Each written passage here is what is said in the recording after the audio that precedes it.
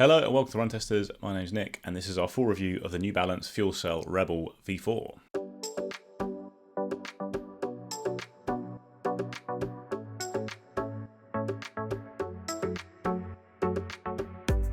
So the Rebel V4 is the latest version, obviously, of the FuelCell Rebel. It's the second shoe in New Balance's lineup to include some of their new PIBA-based fuel cell, although in this case it's a blend of PIBA and EVA, unlike in the recently released SC Elite V4, which had a full PIBA midsole. I think it's already out in some places, but the global launch is scheduled for the 29th of February. Shoe costs $140 or £140. It's a very lightweight shoe. It's 219 grams or 7.7 ounces in a UK 9.5.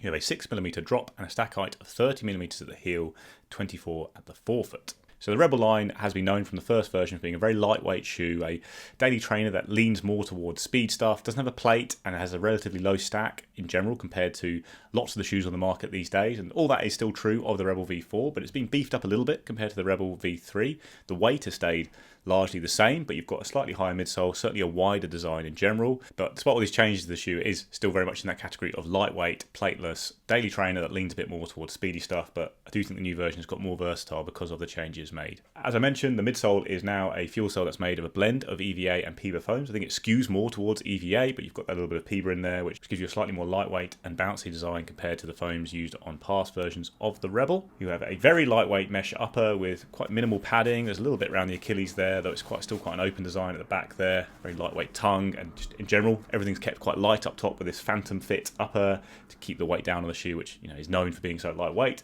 Same goes a little bit for the outsole. We have quite a lot of exposed foam, but all the key impact areas are covered there with those two strips of rubber at the back, good generous coverage of rubber on the forefoot. And it's a fairly thick layer, I'll say that as well. So, I've only done, I think, about 60k in the shoe so far, so you're not expecting to see any signs of wear and tear yet, but I don't see any signs of wear and tear. I do think durability will be okay here. Outsole coverage is enough for general use, and the grip's been pretty good for me as well during my testing. So with the fit of the New Balance Rebel V4, I've gone for a half size up on my normal UK size. Now, this is because in the past I found the Rebel to be very cramped, especially the first version of the shoe, and I'd always appreciate a little bit more space in it. And that's just partly because of the way New Balance does sizing. So a UK 9 for New Balance is a US 9.5, whereas with lots of brands, a UK 9 is a US 10. So actually, I think I've got a US 10 here with the UK 9.5. So in a sense, it could be kind of my normal US size. The only thing noticing about the fit, really, I'd say, is that it is a much wider shoe than previous versions. So at the forefoot of the shoe, at the back of the toe box here, it's really spacious, and actually I probably had a little bit too much room as someone who has a very narrow foot. The length was good. I had no problems with the heel of the shoe though, which is quite an open design, and with the SC Elite V4 I had to heel lock the shoe to make sure I didn't have any kind of rubbing back there, but haven't had that problem with the Rebel even on long runs. So all in all, I was perfectly happy with the size I have here. I could have maybe stuck to my normal UK size, which is instead of going half size up. But the only thing I say really to worry about with the fit is that slight extra width you have in the toe box, which I'm sure a lot of people will appreciate. In all the other areas, I think it has quite a true to size fit for US sizing, because unlike past Rebels and occasionally other New Balance shoes as well, I don't think it's short in the toe box at all. So I've done about 60k in the New Balance Rebel V4, and I've done that in a fairly short space of time because I've loved using it. We noticed the first run only went up on the channel, I think, about a week and a half ago, and did a track session in it that day. I've then gone on and done some easy runs in the shoe, and I did a 15-mile long run in it at the weekend as well, and I've absolutely loved it. I think it's a really good shoe, really well balanced, really versatile, comfortable, lightweight, everything. It's just a really good shoe, and I'm going to keep gushing about it for a little bit longer now. So I have liked the Rebel line over the past two versions quite a lot, but I found it was a shoe that was a bit limited on distance for me. So it's a very lightweight shoe, the Rebel V2 and V3. Really fun shoes, very agile, very nimble, bit of bounce there. Really exciting shoe to pull on, but not one that I loved for long, easy cruises or long runs in general. In fact, I think it just didn't have quite enough cushioning underfoot for me to go long in it regularly, and it wasn't the most stable shoe necessarily. So it was more of a fun shoe I'd put on for short runs and short sessions rather than something I consider a versatile daily trainer for my kind of running, where I'm marathon training and logging decent distance with most runs. It didn't fit me that well. I think the new version fits a lot better. It's certainly been improved when it comes to the comfort and stability stakes. You've got the wider design and that little bit of extra foam underfoot. I think some runners will still want more foam still for extra comfort on those long runs, but it actually felt very comfortable to me. It feels higher than 30mm on the foot, if I'm honest. It feels like a bigger shoe than that, while still being very lightweight. And then that width in particular is very noticeable. You can really feel the support on either side of your foot when you're running. No stability concerns with the shoe at all. It is really quite wide, I'd say. And all of that might not sound great to some people. You might think, well, you've lost the nimbleness there. It's no longer a narrow, agile shoe. But it is still very light, and it still has the speed. So You're gaining, I think, more versatility for those long runs, whilst not losing or sacrificing the fun feel you had on those shorter runs to any great extent. It doesn't feel quite as nimble and fun as the Rebel V3 or V2, but it still feels pretty good. And like that track session, which is up in the first run, I was doing mile reps and 400-meter reps, and the shoe just cruised through them. It felt really good, really sprightly and enjoyable for those kind of reps. So it can tick off the speedier side of those daily training, whilst then being a lot more comfortable for the other side of it, the kind of the easy runs and the long runs. So over the past week, I've done like an easy recovery run in the shoe the day after that track session, and then I did a 15-mile run at the weekend, working from easy pace down to my marathon pace to round off the week, which was like around a 100k week, something like that. Did a lot of miles in the New Balance during that week, and it really felt capable of doing all those miles because it is now that little bit more comfortable and stable. So the foam is really good as well on the shoe. Like, it doesn't feel absolutely amazing underfoot. It's not like it's a really squishy, pingy foam that you get from some PIBA foams, but it's got that lovely level of resiliency that means you sink in a little bit, but you get a really nice platform that does bounce you back. It doesn't let you sink in too much. It doesn't get wobbly. You don't end up wading through soft foam. You get really a nice balanced foam that gives you the platform that you can do the variety of running on, like I say. And I think the drop's really well judged as well. So it's a 6mm drop. Obviously the listed stats, sometimes New Balance drops on the listings can be a bit irrelevant to the run experience, because sometimes they're very aggressive rockers that make it feel higher drop and all that. But no, this feels like a 6mm drop shoe, a really smooth shoe at every pace, one that's very easy to get in sync with and just tick along very easily, or step it up and do some fast running in it. Things you still don't really get from the shoe though is that extra bounce and propulsion that you will get from plated training shoes. So we'll talk more about it in the verdict, but if you are happy training in plated shoes, things like the Endorphin Speed line with the plate and the great foam in there will give you that little bit more punch, especially for sustaining efforts over long hard runs or doing fast reps on the wood track. But this is still a pretty fast shoe, but you don't, like I say, get the efficiency benefits of that plated design with a higher amount of foam underfoot.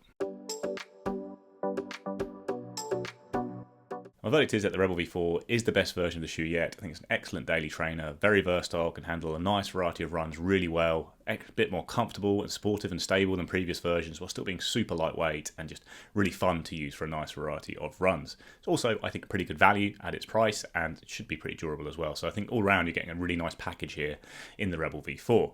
So far this year, I think it's probably my favourite non-racing shoe that's come out, and I say that having tested the Puma Velocity Nitro 3, which if you've watched the channel before now, I'm a very big fan of the Velocity line. I do love the Puma Velocity Nitro 3, and they're not really entirely equivalent shoes for me. The Velocity Nitro 3 is a bit more cushioned, a bit weightier, it skews more towards the easy end of things with a nice thick outsole for grip, but they're both really good shoes. But the Rebel, I think, is the most fun I've had in a shoe so far this year that wasn't a carbon plate racing shoe, which I do find the most fun of all shoes in general. So you're getting the upgrade, I think, on the Rebel V3 in terms of versatility, in that it is that more comfortable sportive shoe for easy and long runs, whilst retaining that fun feel for those lighter sessions, even if it's not quite as narrow and agile as previous Rebel shoes.